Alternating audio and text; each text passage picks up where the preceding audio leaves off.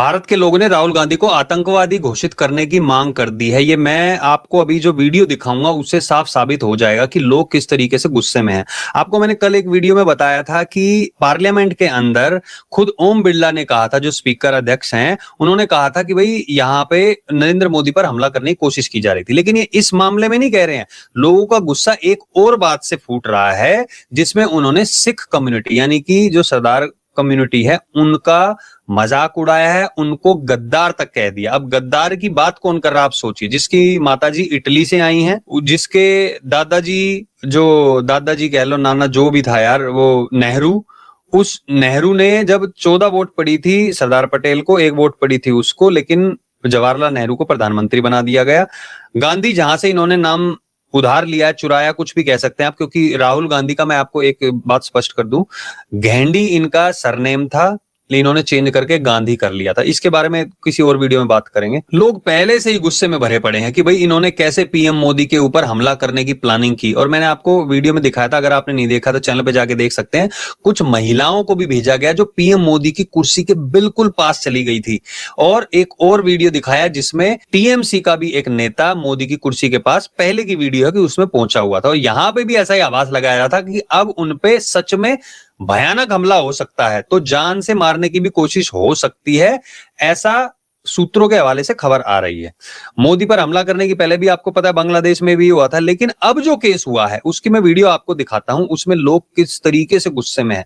राहुल गांधी को आतंकवादी घोषित कर दो, राहुल गांधी को बाहर भेज दो, राहुल गांधी गद्दार है, पता नहीं क्या क्या बातें बोल रही है। कह रहे कि ये तो एक शरणार्थी है, इसको हमने यहाँ पे क्यों रखा हुआ है, क्यों कांग्रेस ने इसको चढ़ाया हुआ है, या कांग्रेस की कमान इनके हाथ में क्यों है। लोग बुरी तरीके से खबर, मैं आपको एक वीडियो सुना देता हूं, इसको सुनिए जरा, फिर मैं आपको डिटेल में बताऊंगा कि आगे क्या हुआ। देशद्रोही गद्दार राहुल गांधी है, कांग्रेस पार्टी गद्दार है, इनको शर्म आनी। अरे कांग्रेस पार्टी ही गद्दार है। राहुल गांधी को आतंकवादी घोषित कर आगे नहीं बढ़ सकता है। जो हम सिखों का सम्मान करते हैं और सारे सर्वधर्म संपन्न सम्मान करते प्रदर्शन कर रहे हैं, हम बैरिकेड तोड़ के एआईसीसी के अंदर जाएंगे और राहुल गांधी से मुख्यालय का घेराव करेंगे, उसके अंदर जाएंगे। बिल्कुल ठीक, और राहुल गांधी से माफी मंगवाएंगे। लगता है राहुल गांधी माफी मांगेंगे? बिल्कुल मांगने पड़ेगा। राहुल गांधी ने जो गलत हरकत करी है, ये कोई इनकी प्रति श्रद्धालु नहीं है, श्रद्धा नहीं है, जो भारत वासियों के लिए श्रद्धा नहीं है, जो सिख कम्युनिटी के लिए श्रद्धा नहीं है, तो मुझे नहीं लगता उनको रहना भी चाहिए। क्योंकि के बोलना चाहिए। और क्या गद्दार, सिखों का बलिदान समझ सकते हैं, सिखों ने कितना बलिदान, अपने सर कटवा दिए उन्होंने देश के बलिदान के लिए। ये उनकी मानसिकता है। और राहुल गांधी अमेरिका में जाके किससे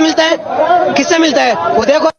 देखिए, राहुल गांधी की जितनी भी बाहर की विजिट है उन पर भी अब सवाल खड़ा हो गया कि उनकी जांच होनी चाहिए, किस किस से मिलते हैं, क्या करते हैं वहां पे जाके। क्योंकि आपने देखा था कि पहले भी कई और कंट्री से भी फोटो आ रही थी जहां पे बताया जा रहा था कि वो ऐसे नेताओं से मिले हैं जो भारत के खिलाफ बातें करते हैं।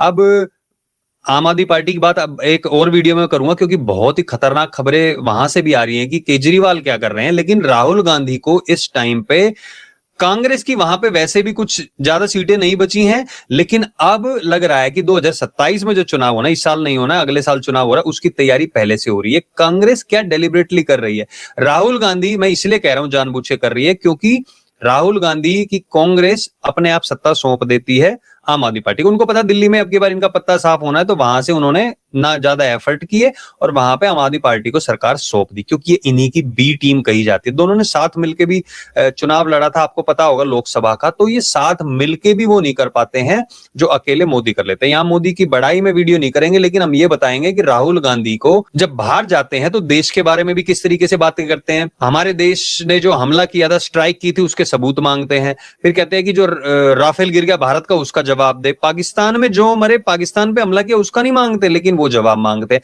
अब राहुल गांधी को आतंकवादी घोषित करने की जो बातें की जा रही हैं, वो सिर्फ इसलिए भी नहीं है। ये एक चीज तो मोदी पर हमला करने की बातें की जा रही थी, दूसरा रवनीत सिंह बिट्टू जो कांग्रेस में पहले थे, अब वो बीजेपी में है और बीजेपी ने उनको मिनिस्टर बनाया हुआ है। लेकिन दूसरी तरफ राहुल गांधी क्या कर रहे हैं, राहुल गांधी कह रहे गद्दार है। केजरीवाल तो सपोर्ट करते हैं खालिस्तानियों को, वहां पे फंडिंग भी आई है उनको, लेकिन राहुल गांधी पहले किसान आंदोलन में उनके साथ खड़े होते हैं। कितने सिखों को मारा गया था, दंगे हुए थे, किसके शासन में, कांग्रेस के शासन में। उसके बाद गोल्डन टेम्पल पे क्या हुआ था वो भी आप सभी को पता है। और अब रिसेंटली भी खबरें आ रही हैं कि कुछ वहां पे गुंडागर्दी जो ग्रुप चला रहे हैं, उसमें कांग्रेस और आम आदमी पार्टी के ही कार्यकर्ताओं और कुछ लोगों का हाथ है। अब विभव, आपको याद होगा ना, जो केजरीवाल का पीए था, वो विभव वहां पे ट्रांसफर कर दिया गया है पंजाब में। वो अब सारी भगवंत मान की चीजें देख रहा है। वही जिसने स्वाति मालीवाल को पीटा था, उसी की बात कर रहा हूं मैं। तो अब कांग्रेस ने चुपके से सारी चीजें कर रहे हैं कि बीजेपी को कहीं कोई फायदा ना हो। बीजेपी को फायदा कैसे होगा? नरेंद्र मोदी जी पंजाब में जाके सिखों के ग्रुप से मिले थे। अब जो कहा जाता है कि लोअर कास्ट वो 26% है, तो राहुल गांधी को दिखा कि मोदी जी वहां पे जा रहे हैं तो वहां पे अपनी थोड़ी सी और स्ट्रॉन्ग कर रहे हैं, मजबूत कर रहे हैं कि वहां पे उनको भी वोट मिल सके 2027 में जो चुनाव होंगे। राहुल गांधी को ये दिख गया। केजरीवाल और राहुल गांधी ने प्लान बनाया कि यहाँ पे तुम ऐसा बोल दो, सारे सिख जो थोड़े बहुत बचे हैं वो भी केजरीवाल की तरफ आ जाएंगे। जो 92 सीटें इन्होंने ली थी 117 में से, अब की बार 100 से पार कर जाएंगे। मुझे एक बात समझ में नहीं आती, इस बंदे के ऊपर नेशनल हेराल्ड का केस है, इस बंदे के ऊपर जो ब्रिटिश नागरिकता के भी सबूत स्वामी ने भी पेश की और एक वकील ने भी पेश की, इसके ऊपर कोई कार्रवाई क्यों नहीं रही? मैं भी आपकी तरफ ही हूं। जो लोग कमेंट में पूछते हैं भाई इनके ऊपर कार्रवाई क्यों नहीं की जा रही, ये इस तरीके की बातें कर रहे हैं, ये मोदी को पर हमला करने की सोचते हैं पार्लियामेंट में, तो इनका कुछ होता क्यों नहीं है? ये फिर उसके बाद भगवानों का अपमान करते हैं, ये कह देते हैं कि हिंदू जो है वो हिंसक है। ये जब चुनाव का टाइम होता है तो ये पहुंच जाते हैं मंदिर में, वहां पे देखते हैं नारियल कैसे फेंक रहे हैं, वो आप लोगों ने वीडियो भी देखी होगी। तो यार अगर एक बंदा इतने सारी चीजें कर रहा है तो इसको जेल में डाला जाए। मैं भी कहता हूं, आप लोग भी कह रहे हैं, लेकिन आपने देखा ना राहुल गांधी कितनी बार कह चुके हैं, जेन जी एक बार भड़क गए तो, यानी कि दंगों को भड़काने के लिए कुछ लोग तैयार बैठे हैं। आपको पता है अमेरिका तो ये चाहता है कि भारत अनस्टेबल रहे, क्योंकि भारत प्रोग्रेस कर रहा है, अमेरिका कोई बर्दाश्त नहीं है। पहले टैरिफ लगा दिया 50%, हालांकि अभी हटा दिया 18% कर दिया है, लेकिन फिर भी। तो यहाँ पे सबसे बड़ी प्रॉब्लम क्या आ रही है कि मोदी सरकार काम करने की भी कोशिश की जा रही है तो उसको अलग तरीके से रोका जा रहा है। भैया चुनाव, फेर चुनाव लड़ो आप। वहां पे ममता बनर्जी गई हुई है बंगाल में, वो कह रहे हैं SIR नहीं होनी चाहिए, यहाँ पे 58 लाख लोगों के नाम काट दिए। अरे भैया 58 लाख लोगों के नाम काट दिए हैं तो लोग नहीं थे वो वहां पे, कुछ मर गए हैं, कुछ बाहर से बांग्लादेशी आए हुए थे। अगर थोड़ी बहुत किसी की गलती है, किसी का नाम गलती से हो तो वो अपील कर दे, उसके जुड़ जाएंगे। यहाँ पे ये कहना कि SIR होनी नहीं चाहिए, वो अलग खेल खेल रहे हैं।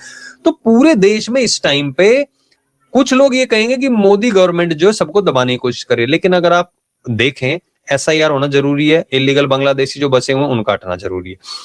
असम में भी होगा, पंजाब में अभी आप देख रहे हैं क्या होगा, वहां पे ड्रग्स के पहले 10-12 हजार केसेस आते थे, 30,000 केसेस आए हैं 2025 में। जो गवर्नमेंट ये कह के आई थी हम नशा मुक्त कर देंगे पंजाब को, नशे में और धकेल दिया है। सिद्धू मूसेवाला, सुधीर, पता नहीं कितने कितने जो VIPs थे उनके मर्डर कर दिए गए। और तो और खालिस्तानियों को कितना सपोर्ट किया जा रहा है। तो कांग्रेस और आम आदमी पार्टी की जहां पे भी सरकार रहेगी होगा, देखो आम आदमी पार्टी तो दिल्ली में भी थी, क्या हाल किया था आप लोगों को पता ही है। वो पहले दिल्ली में थे जब कहते थे कि पंजाब से है ना और हरियाणा से वो आता है, वहां से पराली जलाते वो होता है। अब दिल्ली में बीजेपी की सरकार बनी, पहली ठंड आई का वो मौसम आया तो वहां पे उनके नेता कह रहे हैं कि भैया पराली से तो कुछ होता ही नहीं है। यहाँ पे तो दिल्ली गवर्नमेंट को 1 साल हो गया, कंट्रोल नहीं कर पा रही है। अरे तुमने 10 साल अपनी घिसे ली, तुम कुछ नहीं कर पाए 1 साल में, फिर तुम कह रहे हो कि पराली उसका वो भी नहीं है। चलो ठीक है, कुछ % ही करती होगी पराली, और चीजें भी है जिसके ऊपर दिल्ली गवर्नमेंट काम भी कर रही है। ये अपनी नाकामियों को छुपाने के लिए बीजेपी पर इल्जाम लगा रहे हैं, और मैं बिल्कुल कहता हूं बीजेपी को इस पे काम करना पड़ेगा वहां पे जो भी हो रहा है दिल्ली में। लेकिन पंजाब में जो अभी हालत हो रही है और राहुल गांधी और केजरीवाल का जो प्लान है वो अगर सक्सेसफुल हो गया, पन्नू ने साफ बोल दिया है, उसने कहा है कि जहां पे गुरु नानक देव जी का जन्म हुआ था वो पाकिस्तान में है। अगर भारत पाकिस्तान पे हमला करता है तो सिख समाज चुप नहीं बैठेगा। यानी कि कांग्रेस और आम आदमी पार्टी पंजाब में जो खालिस्तानियों को सपोर्ट कर रही है, उनको फंडिंग कर रही है, और वहां से जो फंडिंग आ रही है, पन्नू ने तो पहले ही कह दिया था $16 मिलियन दिए थे केजरीवाल की पार्टी को 2014 से 22 के बीच में, तो वो फंडिंग कर रही है और साफ दिखा दिया कि वो पंजाब को काट कर पाकिस्तान में मिलाना चाहते हैं। वैसे होगा तो नहीं है, लेकिन ये जो खतरनाक प्लानिंग चल रही है इससे भी लोग गुस्से में हैं राहुल गांधी पे, केजरीवाल पे, इसलिए इनकी अलग तरीके की प्लानिंग चल रही है। यार आप बताइए कि पंजाब को किसी तरीके से अलग करने देंगे? पंजाब का बॉर्डर कितनी क्लोज है, वहां पे जो एक शो भी होता है वो आपको पता है, अटारी बॉर्डर पे वो भी दिखाया जाता है। अगर पंजाब गया तो पंजाब के ऊपर का पूरा नॉर्थ समझ लो वो गया। पहले तो केजरीवाल ने बोल दिया था कि यहाँ पे हम आपको बॉर्डर पे नहीं खड़ा होने देंगे, लेकिन सरकार ने फिर अपील की थी, और आई थिंक 50 किलोमीटर का भी दायरा दे दिया गया बॉर्डर के आसपास, वो अब बॉर्डर फोर्स संभालती, क्योंकि केजरीवाल पे भरोसा नहीं किया जा सकता, जैसे राहुल गांधी पे भरोसा नहीं किया जा सकता।